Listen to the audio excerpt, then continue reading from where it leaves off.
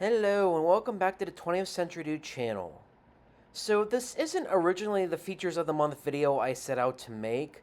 Originally I was going to review a different set of films and then do two separate movie reviews for the Phoenician Scheme and John Wick Ballerina. However, because of the lack of time I've had with this channel, I've been extremely busy making Alien Joyride and promoting it. That and I just restarted a summer job as a science camp videographer for Penn State University, so that's definitely why I haven't been pumping out the regular content like I was. Instead, I'm essentially going to combine two things into one and make my movie review in today's Features of the Month entry. So the two films we will be talking about are From the World of John Wick, Ballerina, and The Phoenician Scheme. And I'll try to be as brief as I possibly can, since, again, I really haven't had a lot of time. Now, a word from our sponsor. Well, technically, 20th Century Dude doesn't have any sponsors for this channel. However, there are a few things that you can throw your support at. For one, physical media has been on the decline for the past several years, which is probably purposeful because of the way media companies are nowadays. So you can go out and do your civic duty and collect everything on Blu-ray or DVD, or if you wanted to go antique, Laserdisc or VHS, go out and buy physical media.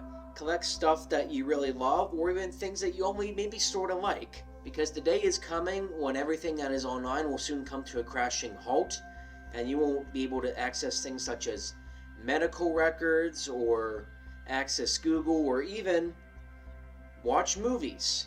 You will not be able to do any of those online when the day comes that everything will possibly come crashing down to the ground during the apocalypse. So, do your civic duty, collect everything on a physical reference, download your records and print them out as a physical reference, because honestly, you never know when you're going to need the physical reference.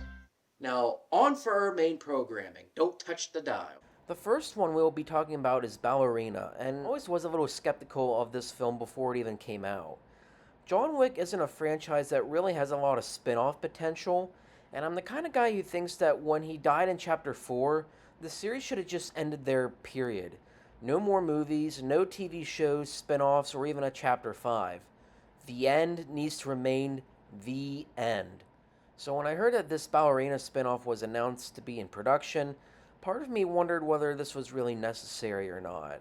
Now, the end result manages to be okay, but I definitely would much rather watch at least 3 of the 4 John Wick films over this.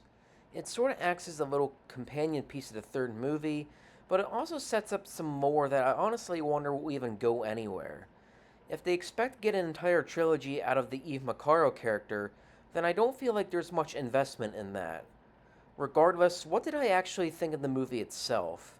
Well, it remains somewhat consistent with John Wick action set pieces, though instead of making Eve a powerhouse like Wick, she instead has to be more creative and agile with her fighting, a point they make clear at least several times in the movie.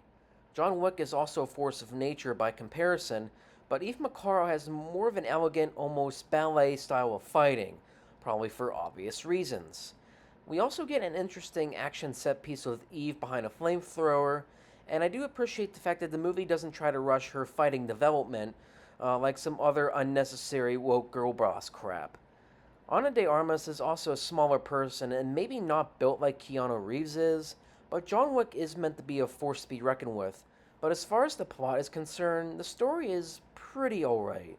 It becomes pretty much a revenge story with Eve going against a new assassin organization called the Cult. And I do wonder if more of these did get off the ground, how the circumstances surrounding the cult will affect the wider John Wick verse. Again, if there's no investment in making more ballerina-centered films, then why even set up this lore with the cult organization in the first place? Why set something up that's eventually going to go nowhere? I suppose it's the same kind of dilemma I'm facing right now in my own short film cinematic universe. All roads are supposed to lead to Art Class 3, yet things are so up in the air that with that specific project, I do wonder how it will effectively pay off everything that was established. Perhaps it's a situation that occurs when you put too many eggs in the basket and expect it all to work out. Ballerina is an okay film. It does look pretty, some of the action is nice, but it won't be held in the highest regard as the other John Wick films.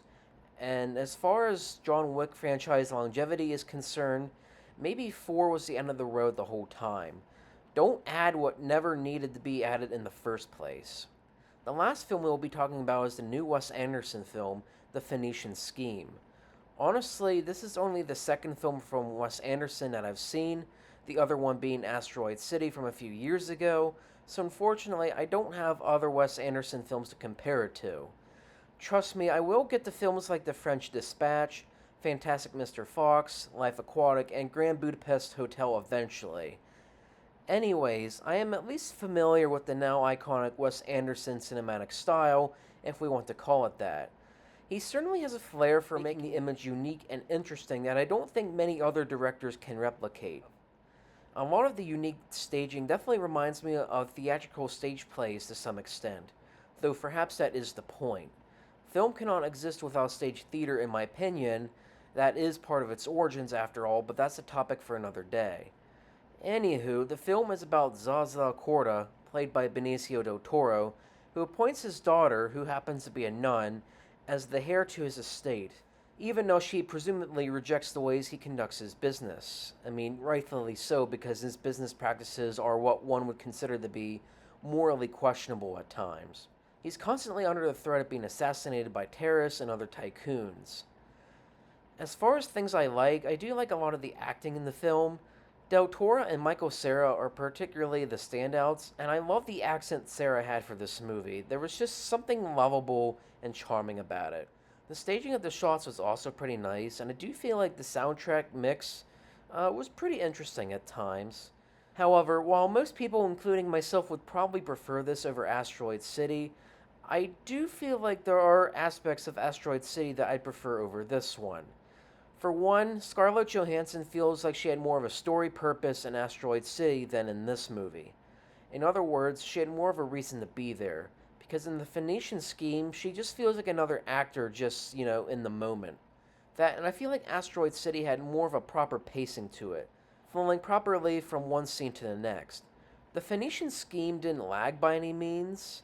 The runtime of an hour and 40 minutes was as long as it needed to be, but I don't feel like it flowed as strongly as the Wes Anderson film before it. So overall, between the two films, which film would I probably recommend more? Well, probably The Phoenician Scheme, though Ballerina was okay, I guess. I suppose it depends on what films people are going to be more in a hurry to see. I think Ballerina will be out of theaters soon, and The Phoenician Scheme will follow not too long after that. But I would definitely see them both in theaters if you still have that availability. Make a double feature out of them if you want to. Again, I know that the point of Features of the Month is to feature films that would be less familiar to people, but I had to make an exception to the rule for the sake of time this month.